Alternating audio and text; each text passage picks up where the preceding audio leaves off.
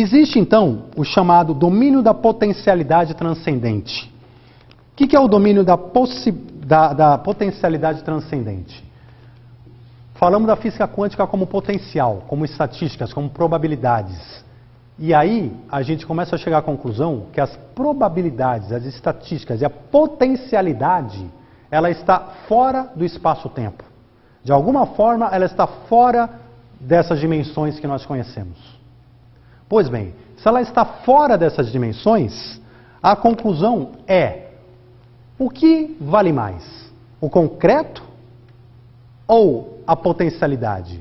E aí até o físico indiano, né, Amit Goswami, ele fala o quê? Ele fala que a potencialidade é muito mais poderosa do que a realidade, porque a potencialidade justamente transcende o tempo e o espaço.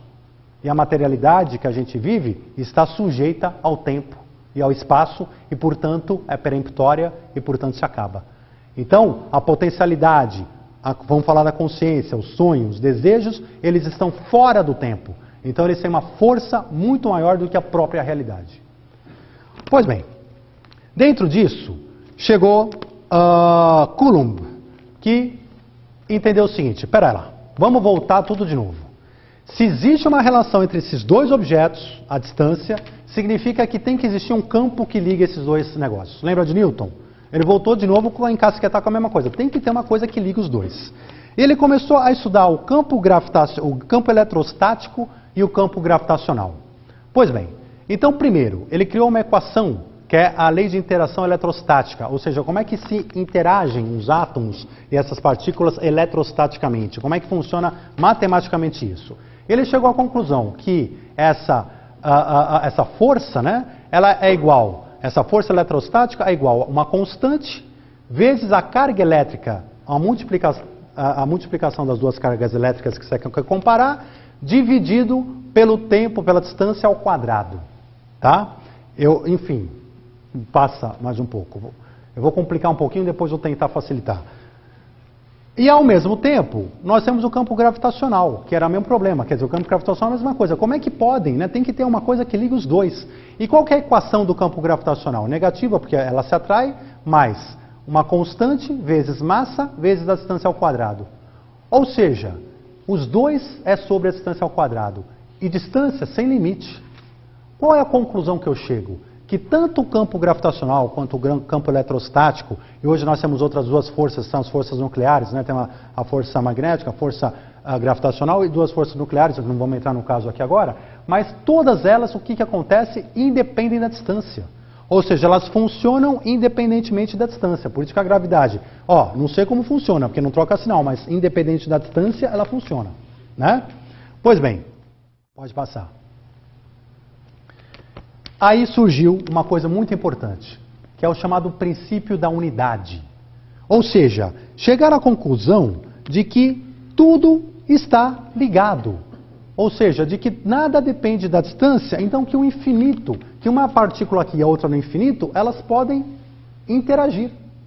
Se elas podem interagir, significa que de alguma forma tudo está ligado. Daí o princípio da unidade.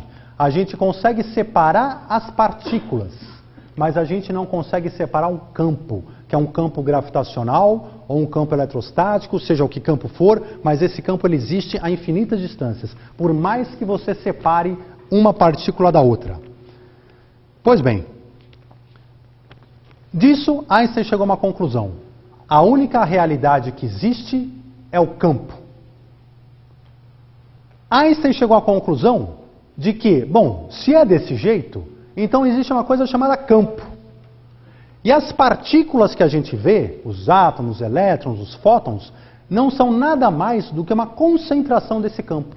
Ou seja, são lugares em que esse campo tem uma concentração maior. Quando esse campo tem uma concentração maior, aparecem elétrons, fótons, ele se manifesta essa concentração como elétrons, fótons e assim por diante. Então começaram a desenvolver essa teoria. O universo é um campo, essa teoria da unidade está tudo interligado, e onde ele se concentra mais, ele cria matéria. Ele cria fóton, ele cria elétron, ele cria nêutron, ele cria próton. Pois bem, de novo, o que o elétron está fazendo? Voltando lá para Newton, né, que quis criar o éter. O que é o campo, se não o éter de Newton? Então não há mais espaço para campo e matéria. Porque eles são a mesma coisa. A matéria que está aqui à nossa volta e o campo do universo são a mesma coisa. A única diferença é que um tem mais concentração e o outro tem menos concentração. Mas a única realidade é o campo.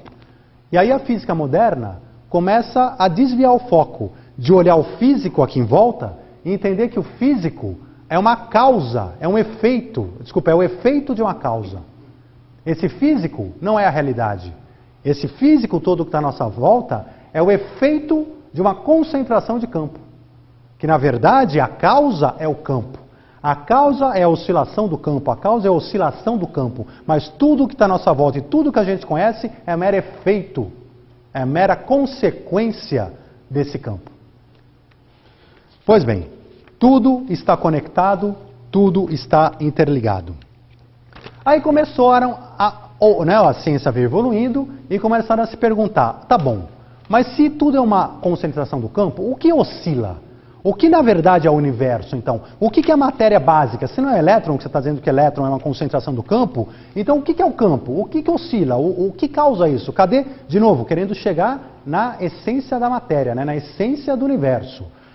Aí criaram a teoria das cordas. Vocês já devem ter ouvido falar, uma teoria moderna, mas o que ela diz? É um modelo físico cujos blocos fundamentais, que são os blocos fundamentais, de novo, eles tentando entender qual que é o mínimo, se eu cortar, qual é o mínimo do que é composto o universo, quais são os blocos fundamentais do universo. O que são eles? São objetos extensos, unidimensionais, semelhantes a uma corda, e não pontos sem dimensão, partículas, que eram a base da física tradicional. Né? Porque desde Demócrito acreditava o quê? Estamos falando de bolinha, né? As bolinhas vão formando o universo. Não.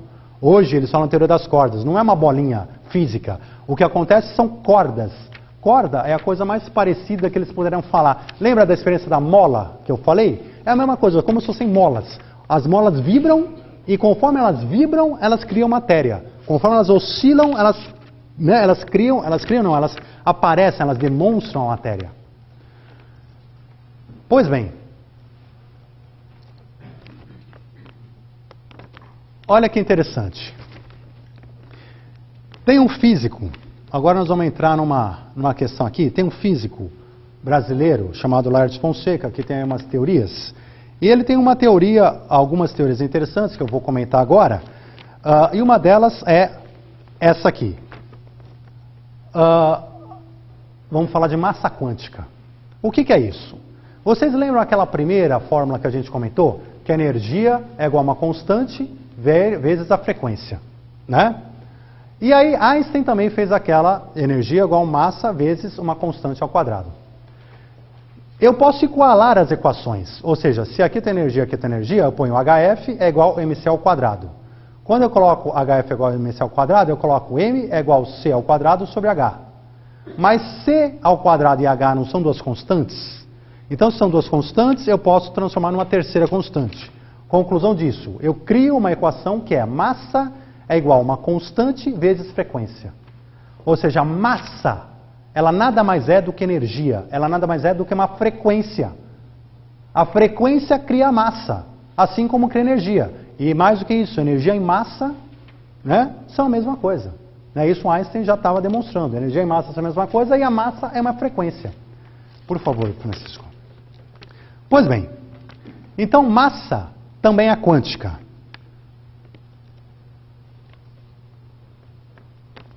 Aí vem a pergunta, se a massa é quântica, significa que a massa também tem um valor de energia determinado e que não pode ser meio. A massa também, você não pode ter meio próton, você não pode ter meio elétron, você não pode ter meio nêutron. Ou seja, você tem também a massa quantificada, ela é um elétron, 2 elétrons, 3 elétrons, e não frações de elétrons. Pois bem, então, o que muda, na verdade, a massa é o número inteiro, o que muda é a frequência. Quando a massa chega numa frequência determinada, ela se estabiliza e cria massa, os corpos com massa que nós conhecemos.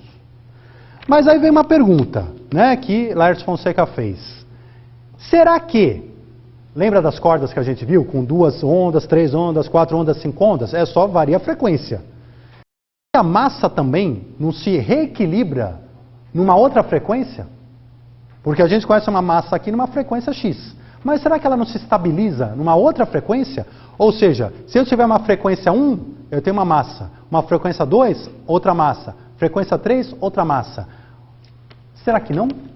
Pois bem, chegando nessa situação, a gente chega à conclusão também que a frequência pode ser zero. O que significa uma massa com frequência zero?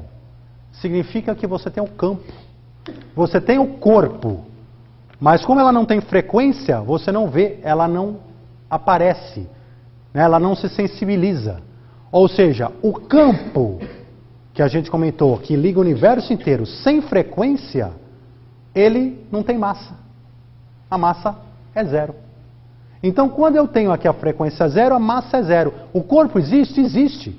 O campo existe? Existe. Mas você não vê, porque a frequência é zero. Agora, vamos imaginar que a gente viva num mundo com a frequência 1. Vamos supor. Ok, então eu tenho uma massa que se manifesta. Né? Eu tenho aqui a massa se manifestando por causa da frequência. Mas será que eu não estabilizo também numa frequência 2? E aí, gente, para quem quiser ir para um lado mais espiritualista também, nós podemos imaginar o seguinte, que um elétron pode se estabilizar como massa em frequências diferentes. Em frequências cada vez mais sólidas ou cada vez menos sólidas. Imaginemos o seguinte, quando a gente tem um ventilador, quanto mais rápido ele girar, não parece mais sólido, né? Você olha lá, parece uma paredinha, né? E você gira devagar, você vê atrás dele. Ele é menos sólido. A massa pode ser exatamente a mesma coisa. Quanto mais sólida, mais eu enxergo. A nossa massa aqui é sólida. Eu enxergo bem.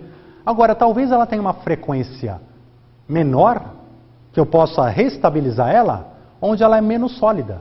E outras onde ela é mais sólida. Só que aí a gente cria o quê? Outros universos. Podemos criar outros universos espirituais.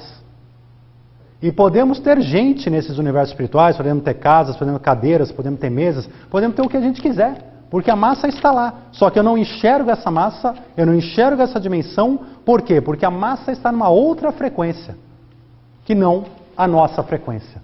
Por que que só existiria a nossa frequência? Né?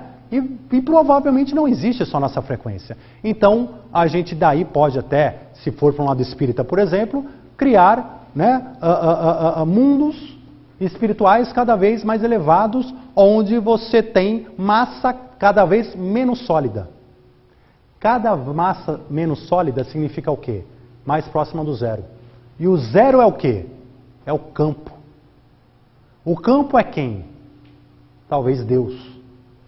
O campo é de onde surgiu tudo, de onde surge tudo, dependendo da sua oscilação e dependendo da sua frequência. Ele vai criar matéria, ele vai criar universos, ele vai criar dimensões, ele vai criar uma série de coisas. Então, daí surgiu a teoria do múltiplo universo. Né? Ou seja, o universo pode não ser um só com um elétron. Né? Ou seja, cada elétron pode ter uma frequência, criando universos diferentes também que podem se interrelacionar ou não. Vamos para frente. Aí vamos falar da consciência, que também o Laércio Fonseca aqui comenta isso. Ele fala o seguinte, peraí, a consciência? Porque a gente falou de fóton, próton, nêutron e elétron. Ele fala o seguinte, peraí, a consciência como partícula da natureza, ela seria uma quinta partícula da natureza, a nossa consciência, a nossa individualidade. Como é que seria isso? Se a consciência, imaginado dessa maneira, também é ondulatória, eu tenho uma constante, qual que seria a fórmula dela? Consciência é igual a uma constante vezes frequência. Então a nossa consciência também tem uma frequência específica. Pois bem, lembra que a gente viu na teoria da Fenda o quê? Que quando eu observo, eu transformo a onda em massa, em elétron. Ou seja, eu defino a realidade. Ou seja, a consciência, de alguma forma, aparentemente, ela interage com a matéria. Ela interage com a realidade que a gente vive. Se ela interage com a realidade que a gente vive, eu devo pressupor que aquela consciência tem a mesma natureza da matéria, de alguma maneira. Aí nós chegamos aonde? Que o campo, dependendo de como vibra, ele pode virar um elétron, um próton, um nêutron ou uma consciência. Pois bem,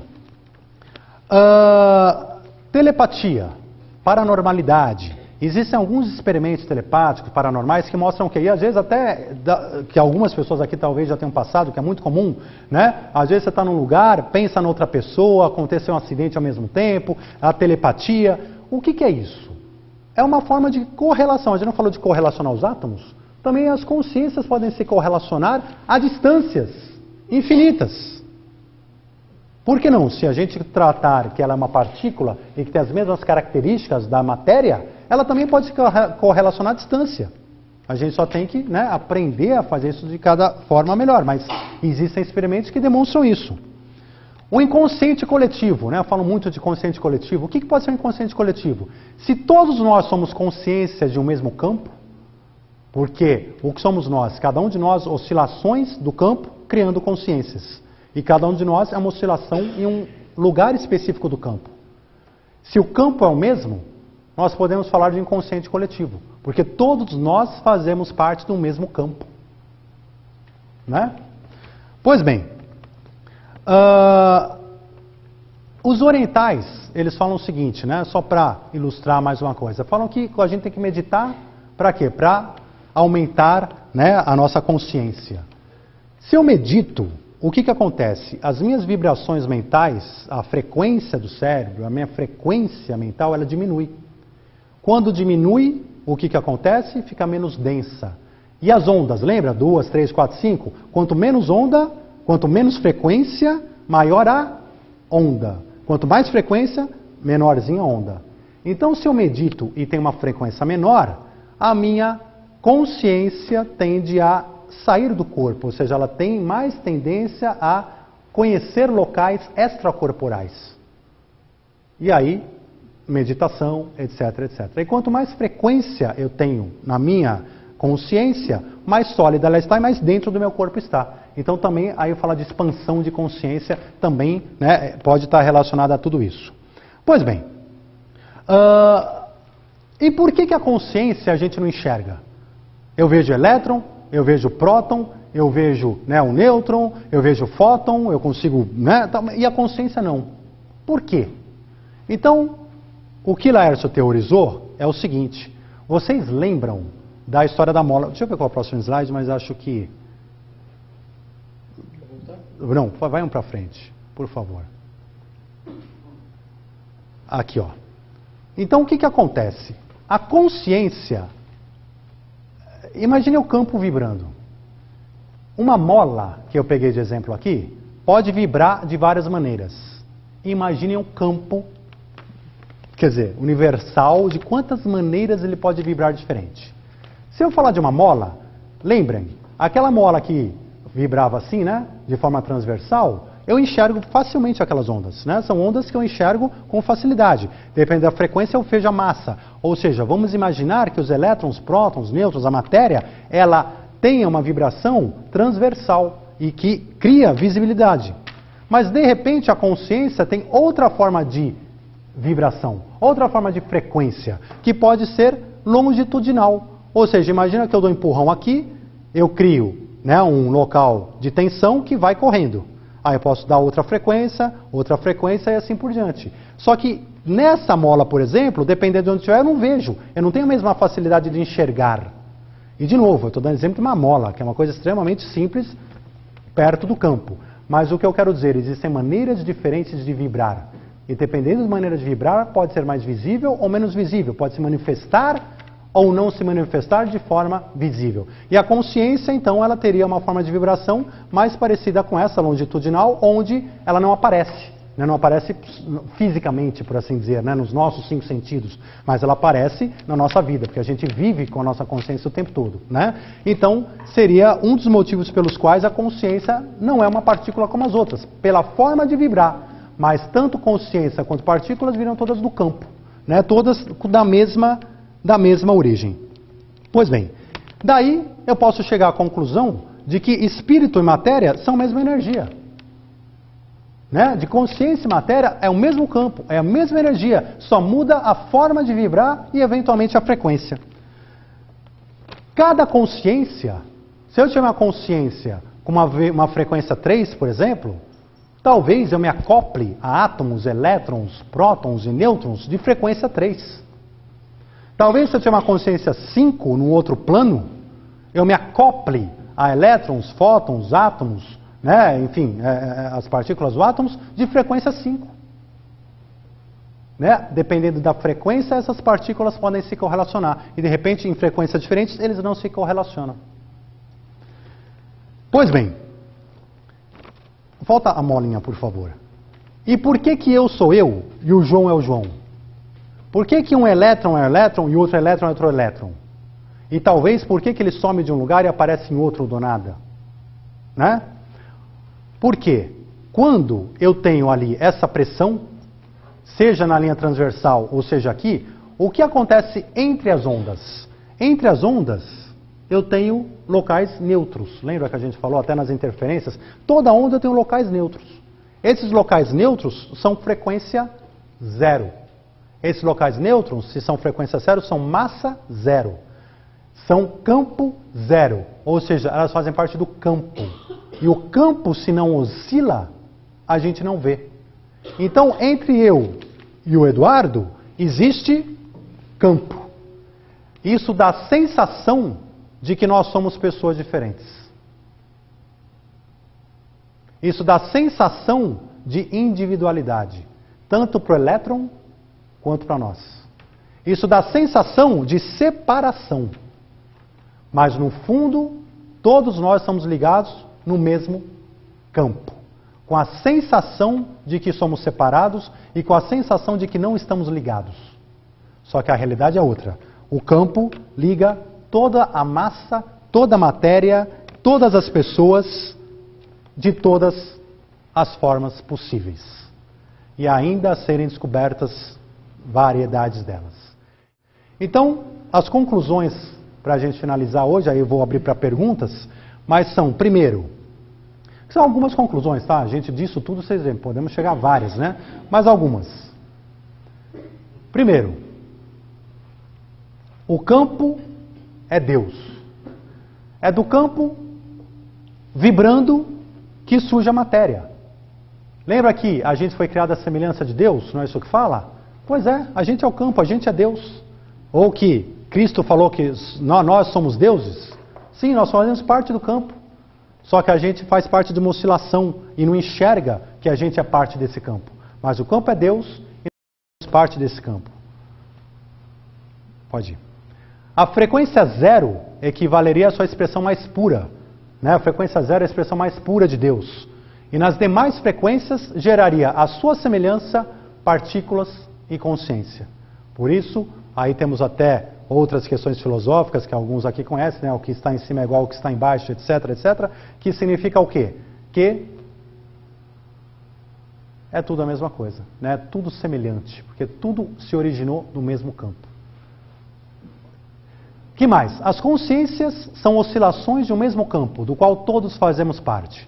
Não à toa que Cristo disse, amai ao próximo como a si mesmo, pois o bem ou o mal que fazemos ao próximo, fazemos ao próprio campo, do qual somos parte. Então, talvez isso que Cristo quis ensinar para a gente, né? Que quando a gente faz bem ao próximo, que é o principal elemento que ele trouxe, né? Amai o próximo como a si mesmo, é porque ele está dizendo, você estará se afetando cada vez que você prejudicar o próximo. Então, se você amar o próximo com a si mesmo, você ama o campo, você ama a si mesmo e todos evoluem.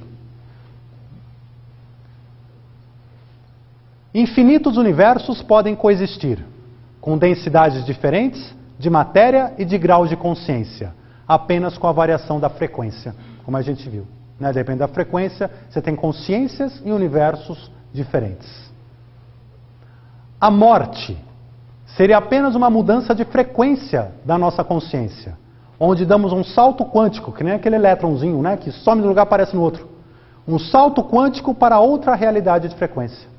Então, quando a gente morre, a gente muda a nossa frequência e damos um salto quântico para uma outra realidade. E, assim como as partículas, tanto os vivos como os mortos, podem se interrelacionar não localmente, pois todos os espíritos estão interligados pelo campo, explicando-se a mediunidade. Pois bem, então, gente, era isso que eu queria expor para vocês. É um uma matéria amplíssima, quer dizer, com muitos outros elementos interessantíssimos, mas pelo tempo a gente tem que resumir, mas eu espero que tenha dado para dar uma noção da grandeza dessa nova física que está se estudando hoje. Aí, se tivermos tempo ainda, Venerável, para abrir para perguntas, né? Então fica aí aberto para perguntas, se alguém quiser perguntar alguma coisa que eu possa responder.